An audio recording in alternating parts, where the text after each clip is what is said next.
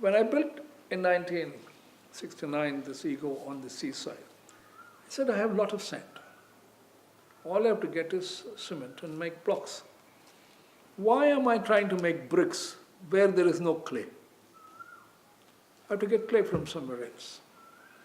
Then I went to the engineering college, talked to them. They said, Jaisim, theoretically you're right, but you're playing with sea sand. I asked him, sir, what is wrong with sea sand? No, it's not that easy. Very senior professors. Then I don't know what got into me. These are three or four points. I said, sir, won't it be cheaper also to build on sand? He said, how do you mean? How can it be cheaper? Because once you dig sand, it keeps falling. There is no end to it. So your foundations have to be very deep. Your foundations have to be very deep. Otherwise the whole thing will... I don't know what got into me. Again, it must be an Ayn Randian thing or a fountainhead thrust into my head. They are talking from their experience of their study of structure and as an engineer. I said, how does the boat float on water? Iron boats, theoretically should sink. So the volume displacement is very important. I said, similarly, what I'm going to do is, look at the camel. The horses can't run on sand. The camel can walk. So if I push my footing wider, like a boat, and put it there, will it not float? Theoretically you're right. I said, sir, that is why I said the first house I'm going to spend my own money. My wife said, what are you doing? I said, I've got the land, it's on seaside.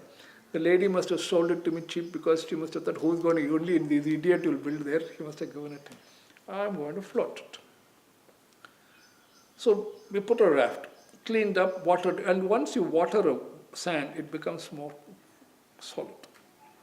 You can walk on it. So it's very thick. So you wet it.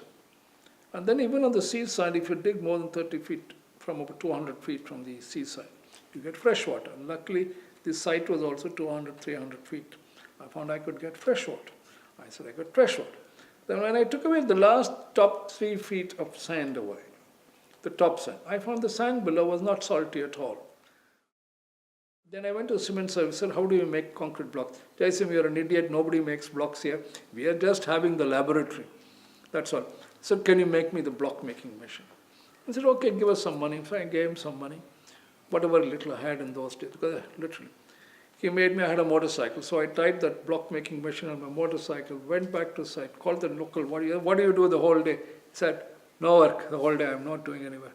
I said, okay, I'll teach you. So in that box, we used to make 6 blocks each. So in a day, then I found these people from Kerala and Mali, if you tell them an incentive, I said, I will not pay you by day, I'll pay you per block. The fellow who was making only 50 blocks started making 200 blocks. I said, clever fellow. So he was making blocks, then he would call the local other fellow on making blocks. I got a lot of hollow blocks, very good blocks, from the same sand, from the same water. The only thing I came was cement. The Cement Service Bureau also gave it to me at a good cost, thinking, what is this for experimenting? Let him take it at some cost. Then I built those blocks. Indians are only 5 feet 6, 5 feet 7 maximum height. Why are we building 9 feet ceilings? He said, what do you mean? In British should all build. I said, I'm going to build 6 feet 6 inches ceiling. I also said structure stands at 12 to 14 feet to the maximum thing. So one engineer along with Shivasubramaniam, the others taught me that the what I call as interlock block system and concrete brickwork and roofing also reduces cost and load by almost 50%. And it also insulates. So I used this integrated slab with bricks at 6.5 feet through 6 and 9, one floor, and dug 2 feet below to make it firm, put the wetness so the soil would go down. After that, if you want, I'll take away the sand. Another floor. So we integrated the 2 floors, literally at some unbelievable cost. We made this house.